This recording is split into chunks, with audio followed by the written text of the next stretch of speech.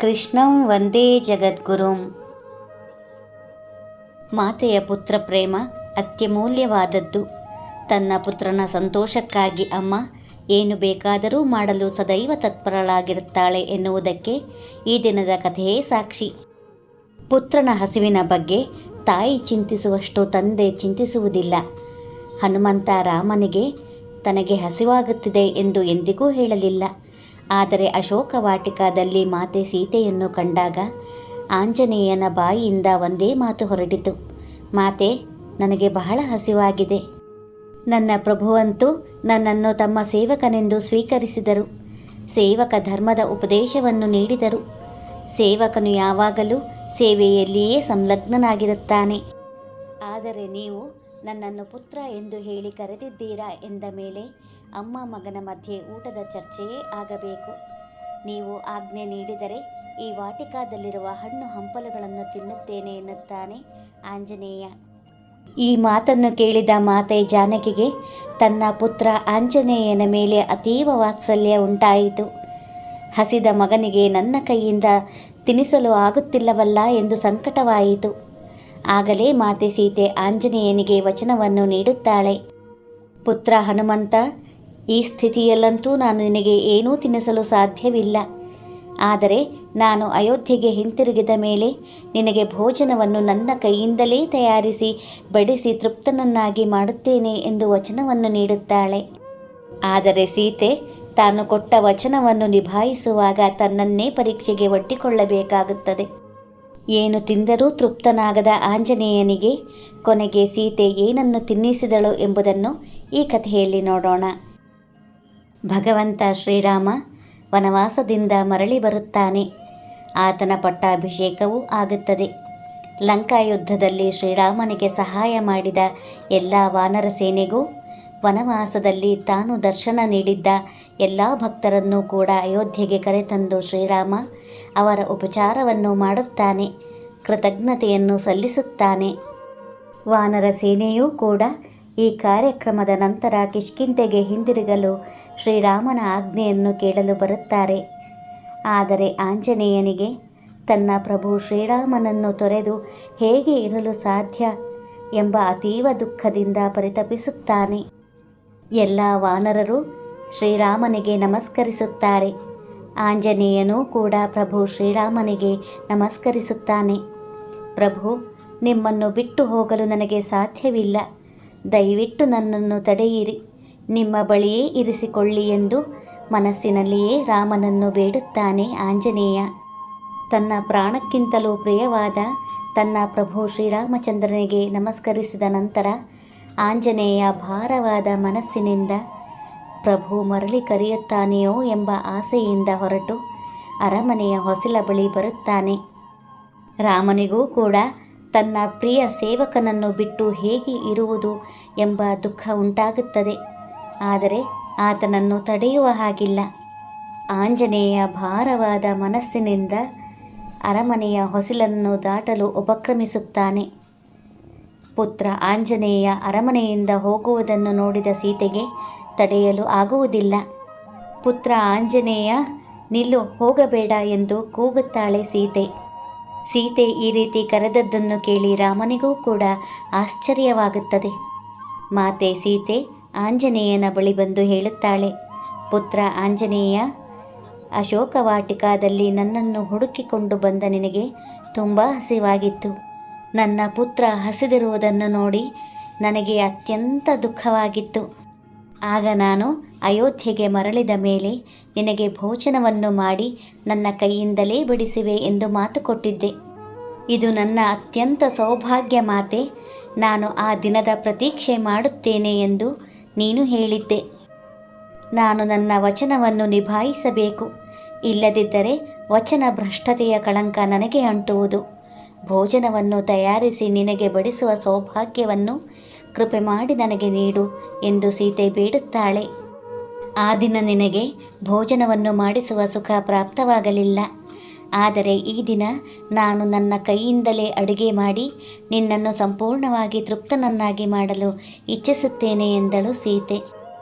ಮಾತೆಗೆ ನನ್ನ ಮನಸ್ಸಿನ ಮರ್ಮ ಅರಿವಾಯಿತು. ಪ್ರಭುವಿನಿಂದ ದೂರ ಆಗುವುದನ್ನು ತಪ್ಪಿಸಿದಳು ಎಂದು ಸೀತೆಗೆ ನಮಸ್ಕರಿಸಿದ ಆಂಜನೇಯ ಸೀತೆಯ ಆಹ್ವಾನವನ್ನು ಸ್ವೀಕರಿಸಿದ. ಮಾರನೇ ದಿನ ಬೆಳಗ್ಗೆಯಿಂದಲೇ ಮಾತೆ ಅಡುಗೆ ಮನೆಯಲ್ಲಿ ವ್ಯಸ್ತಳಾದಳು.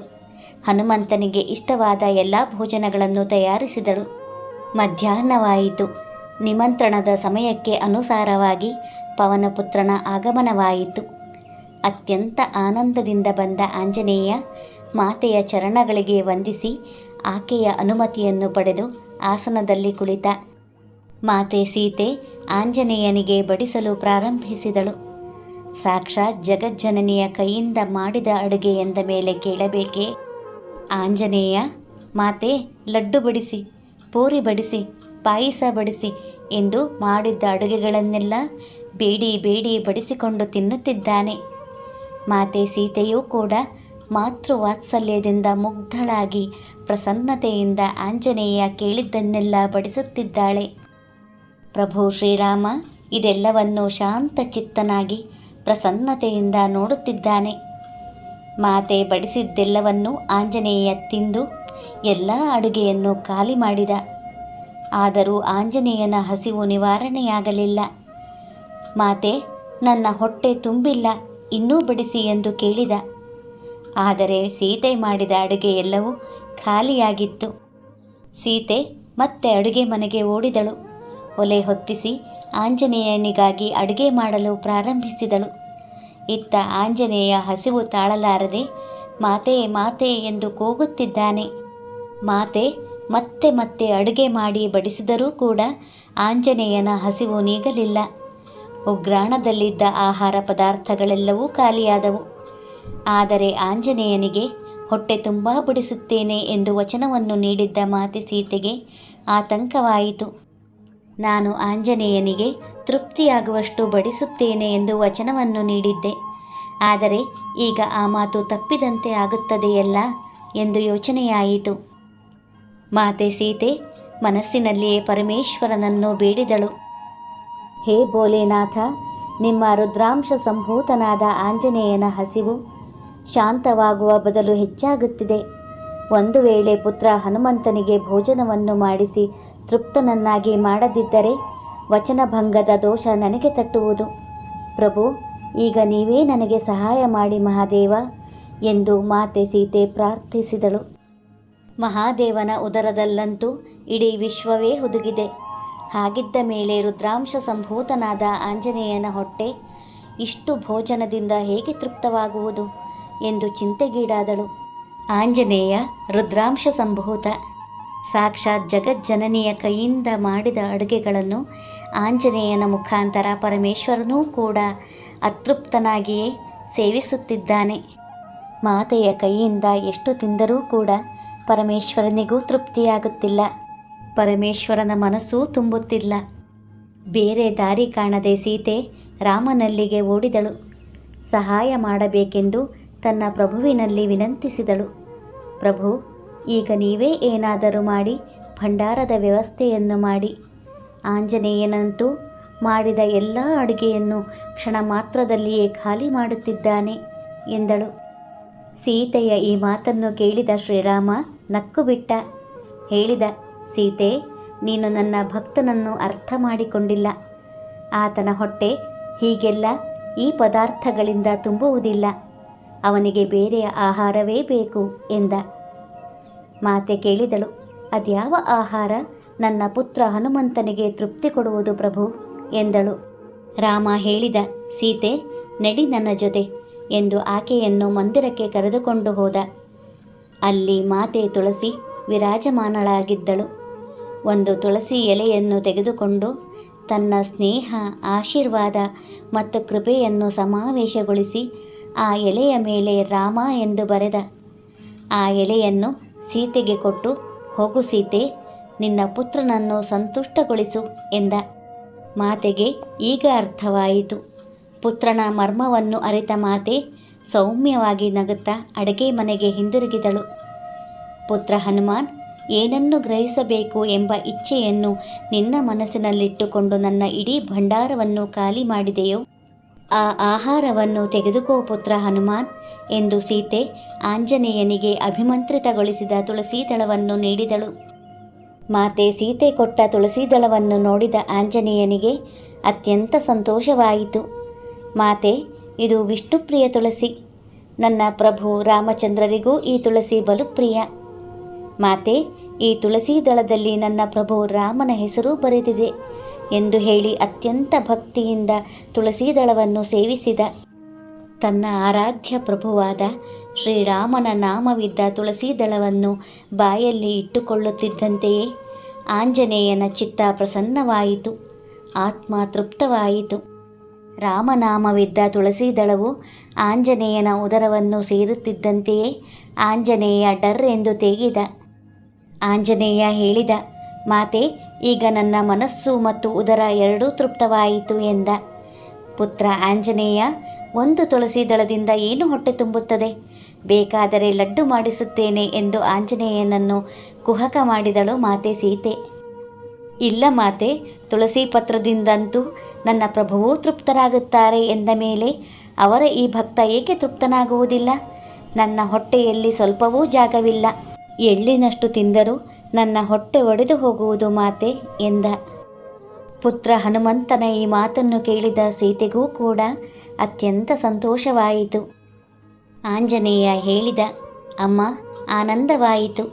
ನೀವು ಮೊದಲೇ ನನಗೆ ಈ ತುಳಸಿ ಪತ್ರವನ್ನು ನೀಡಿದ್ದರೆ ನೀವು ಇಷ್ಟೆಲ್ಲ ಶ್ರಮ ವಹಿಸುವ ಅಗತ್ಯವಿರಲಿಲ್ಲ ಎಂದ. ಆಂಜನೇಯನ ಮಾತುಗಳನ್ನು ಕೇಳಿದ ಮಾತೆ ನಕ್ಕು ಬಿಟ್ಟಳು. ಹೇಳಿದಳು, ಪುತ್ರ, ನಿನ್ನ ಮಹಿಮೆ ಕೇವಲ ನಿನ್ನ ಪ್ರಭುವಿಗಷ್ಟೇ ಗೊತ್ತು. ಆತ ಭಗವಂತ, ನೀನು ಅವರ ಭಕ್ತ. ನಾನು ಮಾತ್ರ ನಿಮ್ಮ ಮಧ್ಯೆ ಹೀಗೆ ಬಂದು ಬಿಟ್ಟೆ ಎಂದಳು. ಆಂಜನೇಯ ಸೀತೆಯ ಚರಣಗಳಿಗೆ ವಂದಿಸಿದ. ಹೇಳಿದ, ಮಾತೆ, ನೀವು ಮಧ್ಯೆ ಪ್ರವೇಶಿಸಿದ್ದರಿಂದಲೇ ನನಗೆ ಇವತ್ತು ನಿಮ್ಮ ಶ್ರೀ ಕರಕಮಲಗಳಿಂದ ಪ್ರಸಾದ ಪ್ರಾಪ್ತವಾಯಿತು. ನಿಮ್ಮ ಬಾಯಿಂದ ಅಪಾರವಾದ ಆಶೀರ್ವಾದ ನಿಮ್ಮ ಪುತ್ರ ಆಂಜನೇಯನಿಗೆ ಸಿಕ್ಕಿತು ಎಂದ. ಈ ಎಲ್ಲ ಲೀಲಾ ಪ್ರಸಂಗವನ್ನು ಕೈಲಾಸದಿಂದಲೇ ನೋಡುತ್ತಿದ್ದ ಪರಮೇಶ್ವರ ಪಾರ್ವತಿಗೆ ಹೇಳಿದ, ಉಮಾ, ಯಾರಿಗೆ ಶ್ರೀರಾಮನಾಮದ ಸ್ವಾದ ಪ್ರಾಪ್ತವಾಗಿದೆಯೋ ಅವರಿಗೆ ಇನ್ಯಾವುದೇ ವಸ್ತುವಿನ ಮೋಹ ಇರುವುದಿಲ್ಲ. ಜೈ ಶ್ರೀರಾಮ್ ಎಂದ. ಪಾರ್ವತಿ ಹೇಳಿದಳು, ಸತ್ಯವಚನ ಸ್ವಾಮಿ, ಶ್ರೀರಾಮನ ಮಹಿಮೆ ಅಂತಹದ್ದು.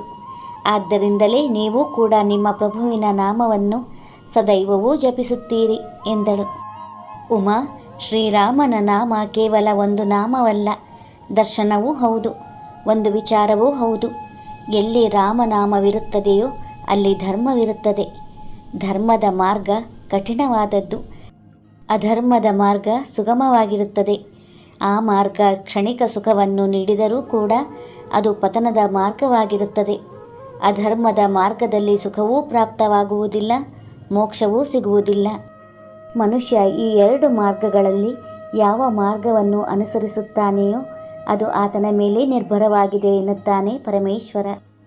ಶ್ರೀರಾಮ ಜಯ ರಾಮ ಜಯ ಜಯ ರಾಮ. ಜೈ ಜೈ ರಘುವೀರ ಸಮರ್ಥ. ಶ್ರೀರಾಮ ಸಮರ್ಥ. ಜೈ ಜೈ ಗುರುದೇವ ದತ್ತ.